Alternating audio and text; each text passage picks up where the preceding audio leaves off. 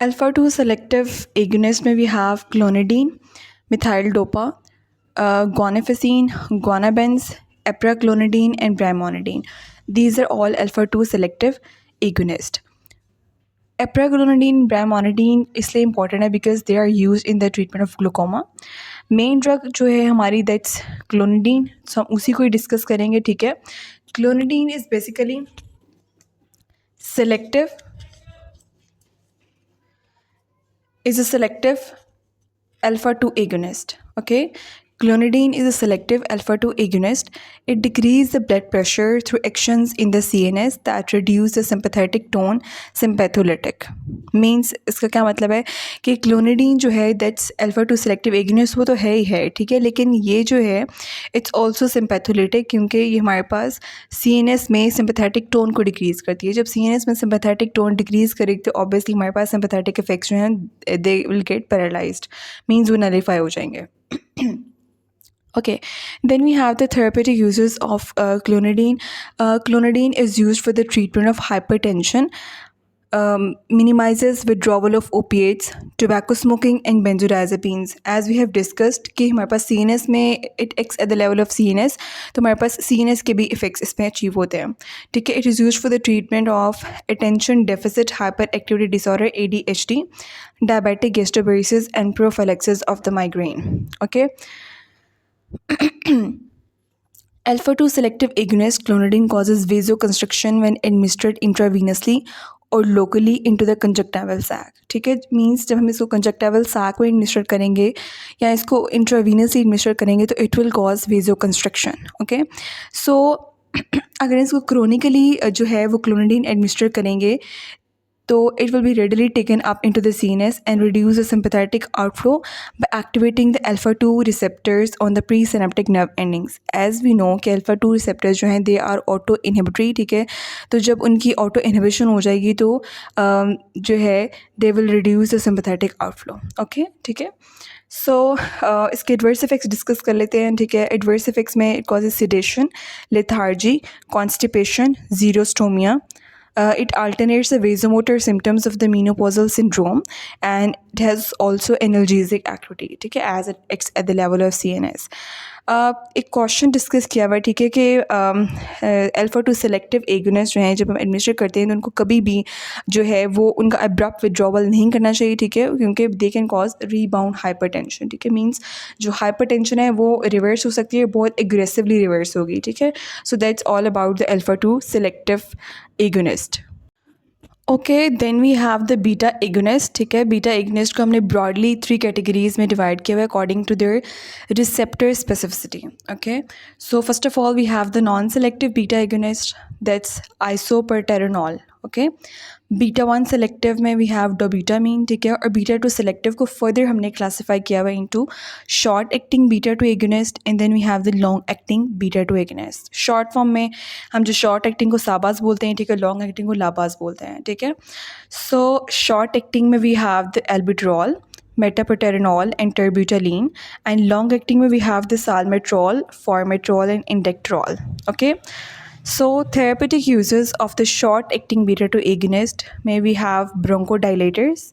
ठीक है, ये हमारे पास लंग्स में ब्रोंकोडाइलेशन करवाते हैं, ठीक है, बिकॉज दे आर सिम्पैथोमाइमेटिक्स, और used for the treatment of acute asthma. ठीक है, मेन ड्रग जो है that's preferred is albuterol and suppression of premature labour terbutaline is used mainly, ठीक है, because they causes the dilatation of the uterus. ठीक है, तो प्रीमेच्योर लेबर को हम प्रिवेंट कर सकते हैं.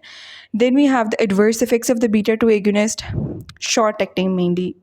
Okay, they include tremors, restlessness, apprehension, anxiety, arrhythmias and palpitations. ठीक है, कॉन्ट्राइंडिकेशन क्या है शॉर्ट एक्टिंग बीटा 2 एगोनिस्ट के, कि आप इनको को एडमिनिस्टर ना करें मोनोमाइन ऑक्सीडेज इनहिबिटर्स के साथ. ठीक है, मोनोमाइन ऑक्सीडेज इनहिबिटर्स हम फर्दर टॉपिक्स में CNS के साथ डिस्कस करेंगे. ठीक है, सो ये मोनोमाइन इनहिबिटर्स के साथ they are contraindicated. Then we have the long acting beta 2 agonist. Okay, long acting beta 2 agonist में we have थेरेपेटिक यूजेस क्या आ जाते हैं इनके, they use for the treatment of chronic asthma, ठीक है, मीटर डोज इनहेलर की form में देते हैं, ठीक है, और COPD में, ठीक है, लाबास जो है they given in chronic asthma and the COPD. Then we have the beta 3 selective agonist. Beta 3 selective agonist, they're not much important, लेकिन मैं आपको फिर भी एक ड्रग इसकी डिस्कस कर देती हूँ. दैट्स मीरापेग्रॉन, ठीक है. Mirabegron relaxes the detrusor muscle that's present the bladder and increase the bladder capacity, ठीक है. ऑब्वियसली जब मसल रिलैक्स करेगा तो ब्लैडर की कैपेसिटी इंक्रीज हो जाएगी, ठीक है. थेरापीटी यूज गेट इसका बीटा 3 सेलेक्टिव एगनिस्ट मीरापेग्रॉन का, it is use for the treatment of urinary urgency and treatment of over active bladder. Other actions में we have stimulate brown adipose tissue, ठीक है, क्योंकि हमने पढ़ा था कि हमारे पास एडिपोज सेल्स में भी हमारे पास बीटा 3 रिसेप्टर्स होते हैं, ठीक है, तो उनको भी स्टिमुलेट करेगा, ठीक है. That will cause thermogenesis, that will lead to positive metabolic function, also inhibits lipolysis by decreasing the cyclic AMP, ठीक है. सो जो हमारे पास बीटा 3 सेलेक्टिव है मीरा बैकग्राउंड, उसका main action is on the bladder and the adipose tissue. Then we have the indirect acting sympathomimetics. Indirect acting sympathomimetics में we have releasers and reuptake inhibitors, and then we have the both mixed action, ठीक है. Indirect acting वो थे कि जो directly हमारे पास stimulate नहीं कर रहे थे रिसेप्टर्स को, ठीक है. रिलीजर्स में जो हमारे पास नॉरएपिनेफ्रिन की रिलीज़ को प्रमोट कर रहे थे, उसमें हमारे पास आ जाता है amphetamine, methamphetamine, tyramine and methylphenidate. Reuptake inhibitors में हमारे पास आ जाते हैं cocaine, tricyclic anti depressants and selective norepinephrine reuptake inhibitors, atomoxetine, reboxetine, duloxetine. Mixed action में we have ephedrine and pseudoephedrine, ठीक है. इसको इनको डिटेल में डिस्कस कर लेते हैं. ओके, स्टार्टिंग विद द रिलीजर्स, ठीक है. रिलीजर्स में अच्छा मेनली हमने ये जो ड्रग्स हैं, ठीक है, जो हमारे पास इनडायरेक्ट एक्टिंग है, ये CNS में बहुत डिटेल में डिस्कस होंगे, तो ठीक है, अभी भी मैं इनको मतलब मैंने डिस्कस तो डिटेल में किया, लेकिन हम ज़्यादा इसको डिटेल में ही CNS के साथ करेंगे. सो रिलीजर्स ऑफ नॉरएपिनेफ्रिन में first of all we have the amphetamine, ठीक है. एम्फेटामीन जो है that's alpha 1 and beta 1 agonist, okay. It's also a drug of abuse, CNS stimulant, ठीक है. As I have told you कि हमने इसको CNS के साथ जो है मेनली करेंगे because it's a CNS stimulant. Its actions are mediated through release of the norepinephrine. It increases the blood pressure, stimulant effects on the mood and alertness, and depressant of appetite. Okay. Then we have the methamphetamine. Higher ratio of central to peripheral actions, okay, ठीक है, क्योंकि इनके हमारे पास central effects जो हैं वो ज़्यादा pronounced, ठीक है, as compare to the peripheral actions, ठीक है. Then we have the methylphenidate. It's a amphetamine variant, high ratio of central to peripheral actions, ठीक है. It is used for the treatment of attention deficit hyperactivity disorder, ADHD. Then we have the modafinil, ठीक है. Modafinil is a psychostimulant, inhibits both norepinephrine and dopamine transporters, used for the treatment of narcolepsy, ठीक है. Narcolepsy एक sleeping disorder होता है कि person जो है it falls asleep anytime at anywhere, ठीक है. Then we have the tyramine, ठीक है. Tyramine is a byproduct of the tyrosine metabolism, induces the release of catecholamines from the noradrenergic neurons, produced in high concentration in the protein-rich food by the decarboxylation of tyrosine during the fermentation, ठीक है. So हमारे पास जो है एक Contra indication discuss की हुई है कि हमारे पास जो पेशेंट्स जो है मोनोमाइन ऑक्सीडेज इनहिबिटर्स दे रहे थे, ठीक है, जो ऑलरेडी नॉरएपिनेफ्रिन का मेटाबॉलिज्म इनहिबिट कर रहे होते हैं, उनको टायरामीन जो है अवॉइड करना चाहिए, क्योंकि इसके साथ हमारे पास पोटेंशिएशन हो जाएगी, ठीक है, उसके इफ़ेक्ट्स की, नॉरएपिनेफ्रिन के इफ़ेक्ट्स की, ठीक है, क्योंकि ये दोनों एक दूसरे को जो है वो समेशन इफेक्ट दे रहे हैं. Then we have the tyramine containing foods discuss किए हुए हैं, ठीक है. टायरामीन कंटेनिंग फूड्स में we have aged cheese, fermented foods आ जाते हैं, ठीक है, cured meat, pickled foods and beer वगैरह, ठीक है. So that's all about the norepinephrine releasers, ठीक है. अब हम डिस्कस कर लेते हैं catecholamine reuptake inhibitors. Catecholamine reuptake inhibitors में वी फर्स्ट ऑफ ऑल हमने डिस्कस किया हुआ है कोकेन को, ठीक है. Cocaine inhibits the sodium chloride dependent norepinephrine transporter required for the cellular uptake of norepinephrine back into the adrenergic neuron, ठीक है. ऑब्वियसली जब हमारे पास ट्रांसपोर्टर ब्लॉक हो गया है जो उसकी नॉरएपिनेफ्रिन की रीअपटेक करवा रहा था, तो ऑब्वियसली नॉरएपिनेफ्रिन जो है वो एक लंबे अरसे के लिए साइनेप्टिक क्लेफ्ट में एक्यूमुलेट हो जाएगी, ठीक है. जब हमारे पास लंबे अरसे के लिए साइनेप्टिक क्लेफ्ट में एक्यूमुलेट रहेगी, ठीक है, तो हमारे पास ऑब्वियसली सिंपैथेटिक एक्टिविटी जो है वो एग्जैजरेट हो जाएगी. Cocaine is also a local anesthetic, ठीक है, and we know it's also a drug of abuse, like everyone knows, ठीक है. Okay, then we have the atomoxetine, ठीक है. Atomoxetine is a selective inhibitor of norepinephrine. It's a reuptake transporter and treatment of ADHD. ठीक है. Reboxetine is a major depressive disorder. It's used in major depressive disorder.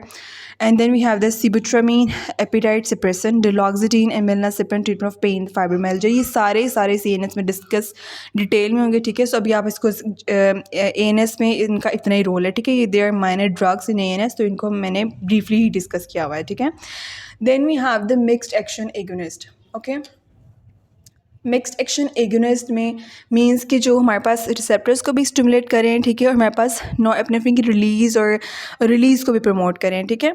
So first of all हमारे पास main 2 drugs हैं, ठीक है, that pseudoephedrine and ephedrine. So ephedrine and pseudoephedrine enhance the norepinephrine release. Plus they directly stimulate both alpha and the beta receptors.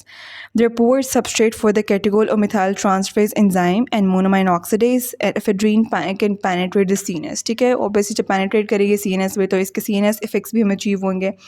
effects में क्या आता है, vasoconstriction, increases systolic and diastolic blood pressure, means मतलब कि blood pressure को elevate करेंगे, mean blood pressure भी elevate करेगा.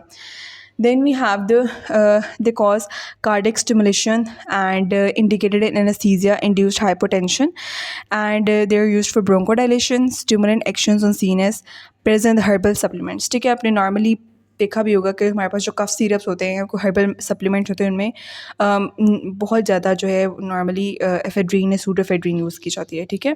सूडोएफेड्रीन is use for the treatment of sinus and nasal congestion, illegally use to produce methamphetamine, ठीक है.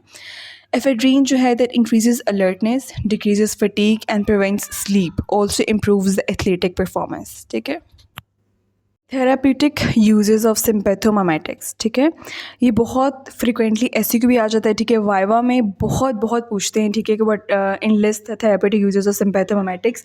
तो मैंने इनको बड़ा अच्छे तरीके से, ठीक है, बड़ी एफर्ट के साथ मैंने इनको जो है ऑर्गन सिस्टम वाइज जो है वो अरेंज किया हुआ है, ठीक है. लाइक कार्डियोवैस्कुलर में और pulmonary applications, ophthalmic uses, genitourinary, CNS में, और एडिशनल यूजेस भी मैंने साथ मेंशन किए हुए हैं, ठीक है.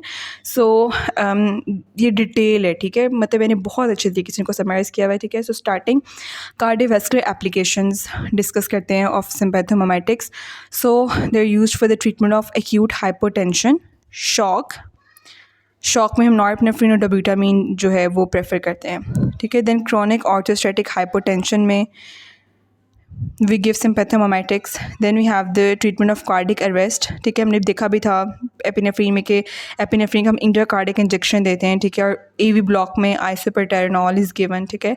कार्डियक स्ट्रेस टेस्ट में डोब्यूटामाइन is administered induction of local anaesthesia for vasoconstriction for hemostasis, ठीक है. Epinephrine is administered nasal pack for epistaxis to stop bleeding, ठीक है. gingival strings for gingivectomy, used for the treatment as a nasal decongestant, mainly preferred alpha-1 agonist phenylephrine.